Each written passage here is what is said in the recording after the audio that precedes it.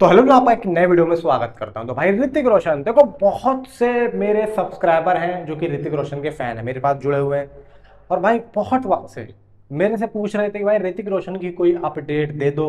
हालांकि भाई देखो कुछ आ नहीं रही थी तो देता कहाँ से, अब आई है तो देता हूँ।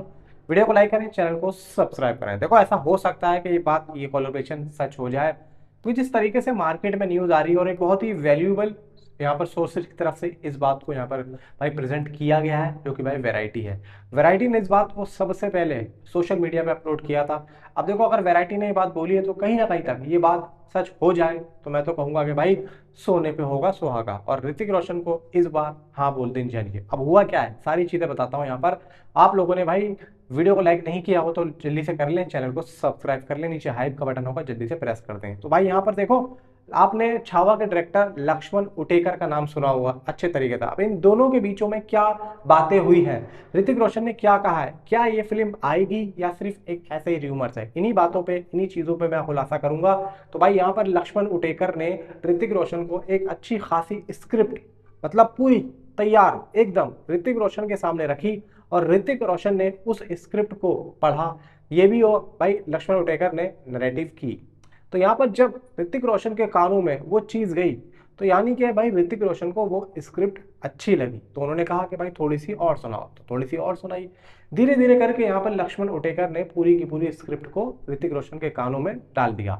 अब ऋतिक रोशन ने जब उस स्क्रिप्ट को सुना तो देखो यहाँ पर कभी कभी ऐसा होता है कि कोई स्क्रिप्ट अच्छी लग जाती है और 500 स्क्रिप्ट आदमी सुन ले उसे पसंद नहीं आती। ऋतिक रोशन के पास में देखो ऐसा नहीं है कि अगर वो फिल्म नहीं कर रहे तो वो काम नहीं करना चाहते, या फिर उनको कोई डायरेक्टर स्क्रिप्ट सुना ही नहीं रहा है।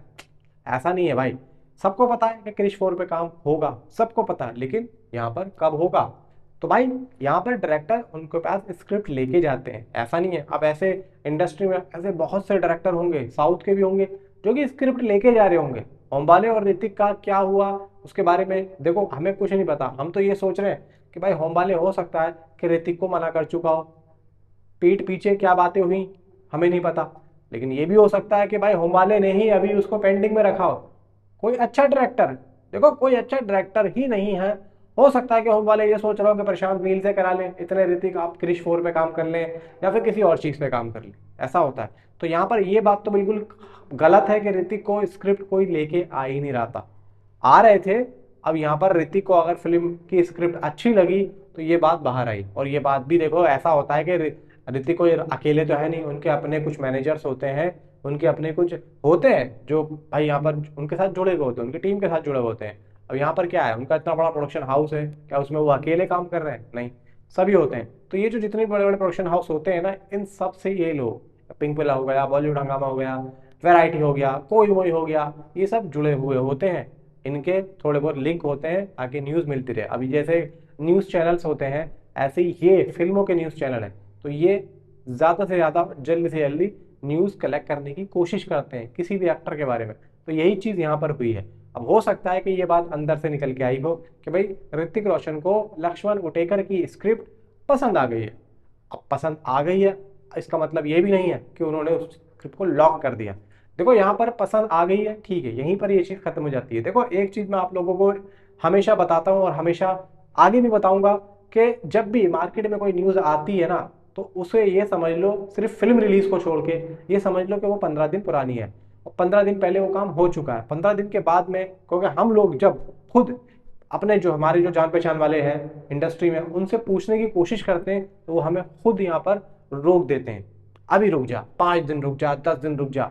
तो हमें ये पता लग जाता है, हम उनसे जब पूछते हैं तो यही बात बोलते हैं, भाई एकदम से बातें आगे नहीं पहुंचा सकते, क्योंकि ऐसा होता है कभी कभार वो चीजें बदल भी जाती हैं।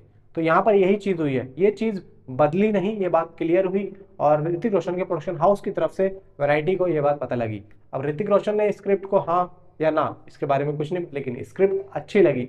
अब एक एक्टर को अगर कोई स्क्रिप्ट अच्छी लगती है तो भाई वो ये सोचेगा ही नहीं और ये मानेगा भी नहीं और ये कहेगा भी नहीं कि तू ये किसी और के पास ले जा। वो यही सोचेगा भाई अच्छी है, इसको तो मैं लपकूं, हो सकता है कि इससे मेरे को अच्छी खासी करियर में एक अच्छा हाइप मिल जाए, हाइप मिल जाए, मतलब मेरी फिल्म चले। हर कोई एक्टर भाई यहाँ पर इंडस्ट्री में यही सब चलता है, एक दूसरे से देख के आज के टाइम में सभी जलते हैं। और हर कोई चाहता है धुरंधर जैसी फिल्म को, हर कोई एक्टर ने चाहा होगा कि मेरे पास होती स्क्रिप्ट या फिर इसमें रणवीर सिंह मैं बनता, हर कोई चाहता।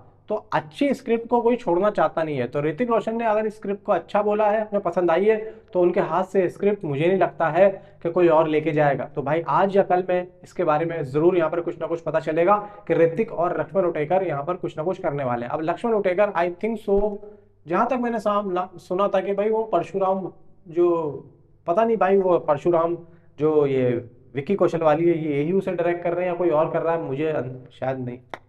खैर, यहाँ पर परशुराम भी शूट मेरे मे भी यहाँ पे अभी लव एंड वॉर का यहाँ पे काम खत्म हुआ, तो हो सकता है कि उसके बाद में काम शुरू हो।